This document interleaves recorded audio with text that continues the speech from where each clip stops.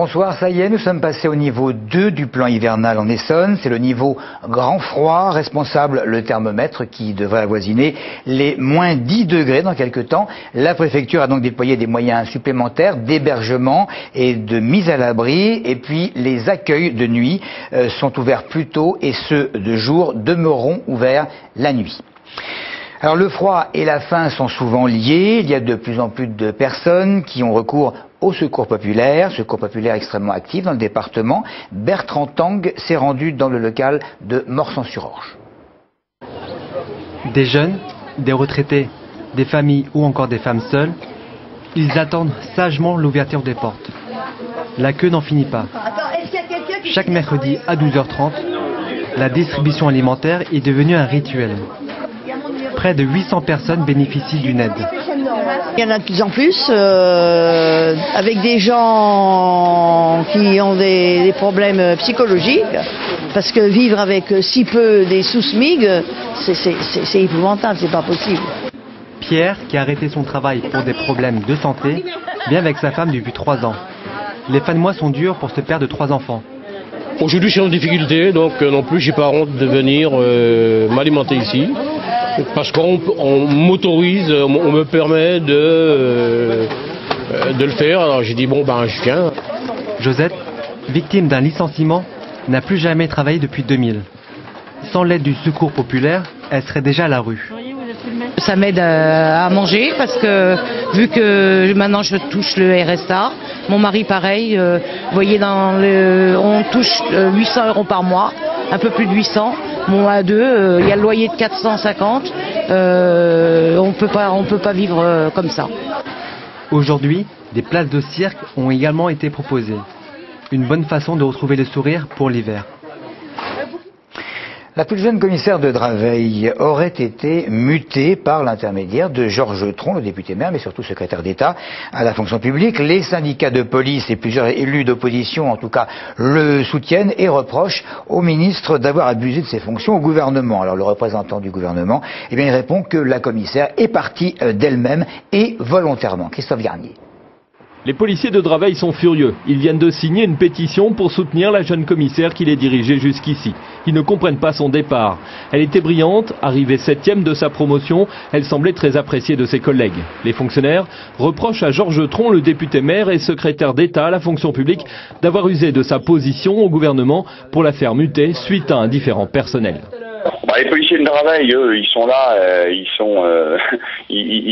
subissent, on va dire. C'est-à-dire qu'une fois de plus, ils se rendent compte que voilà, le fait du prince ou l'intervention d'une personnalité peut faire en sorte de bouger un fonctionnaire, alors que quelquefois, on a des chefs de service qui ne sont pas toujours à la hauteur. Et là, comme par hasard, personne ne les bouge. Les maires n'ont pas à s'immiscer dans le choix de leur chef de service parce que, quelque part, ça peut laisser présager de cette indépendance à laquelle cette mission régalienne est attachée. Le ministre soutient dans la presse écrite qu'il n'est pas intervenu et que la fonctionnaire aurait même demandé sa mutation. Mais au sein même de son conseil municipal à Draveil, plusieurs élus d'opposition estiment qu'il a fait pression. Dans la commune voisine, Serge Poinceau, le maire de Vigneux, a lui écrit au préfet pour dénoncer ce qu'il qualifie d'un limogeage déguisé. Et Christophe Garnier a évoqué également, avec le policier que nous venons d'entendre, la recrudescence de vols à main armée en ce moment et qui frappe essentiellement la petite et la grande banlieue. S'il n'y a rien évidemment de comparable dans le département à ce qui s'est passé hier après-midi à Aulnay-sous-Bois, je veux parler de cette attaque à l'explosif et à la Kalachnikov, on peut néanmoins relever en Essonne un certain nombre de faits qui ne sont pas toujours l'œuvre de professionnels aguerris dont les habitudes étaient connues des forces de l'ordre. Un véritable fléau qui est lié notamment à tous les conflits qu'il y a pu y avoir dans l'Est avec des armes qui avaient été produites en grande quantité et qui sont vendues sous le manteau à des prix défiant toute concurrence. Donc ça pose un véritable souci parce qu'effectivement ça oblige les forces de police à nos collègues à travailler autrement, à toujours être sur leur garde parce que maintenant, même pour des interventions qui pourraient paraître au départ simples, ils savent que derrière, on est capable d'utiliser une arme de guerre. Il y a 20 ou 30 ans, le milieu avait quand même des règles qu'il respectait et ce genre de faits, on va dire divers, n'intervenait qu'exceptionnellement. Un peu de calme à présent, si je puis dire, avec la fibre optique et l'avenir. Ça se passait ici, les Moulineaux, mais ça concernait toute l'Île-de-France, puisque le directeur territorial d'Orange s'expliquait sur les services nouveaux que les fibres optiques vont impliquer et offrir à tous. Cela fait une utilisation beaucoup plus aisée de tout ce qui est multimédia et qui est donc d'actualité. Explication, Yves Spenbarger. 69% des franciliens disposent du haut débit et l'expérimentation de la fibre optique sur Palaiseau en 2011 devrait encore améliorer le service, jusqu'à 100 mégabits seconde.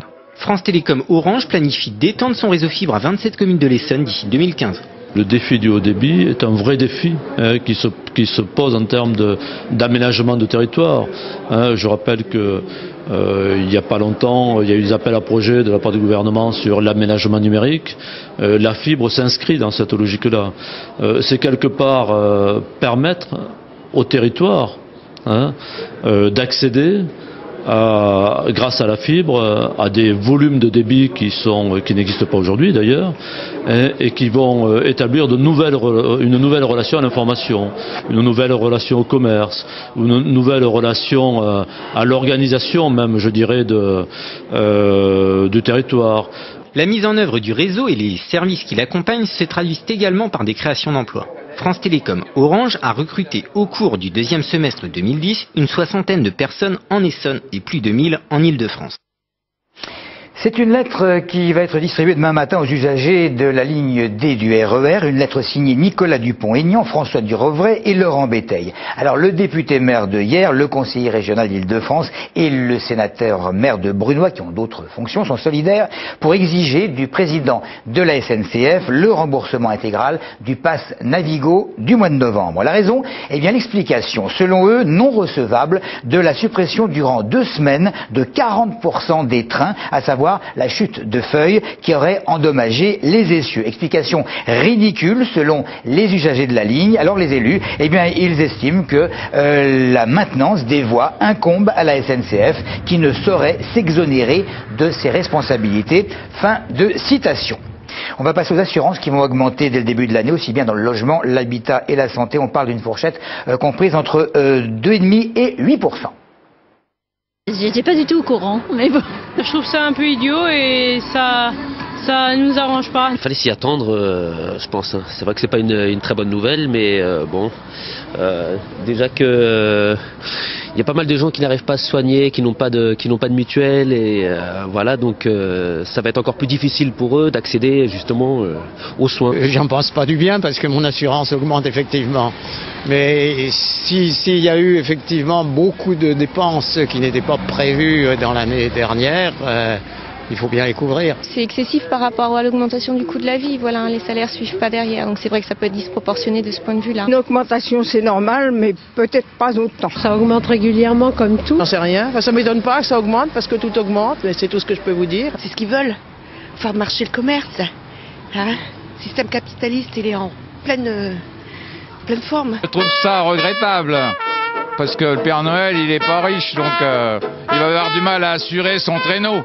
Je pense que c'est obligatoire en raison des sinistres incessants qui arrivent, de tempêtes et d'inondations. Il faudrait peut-être vérifier le bien fondé de cette augmentation. Père Noël,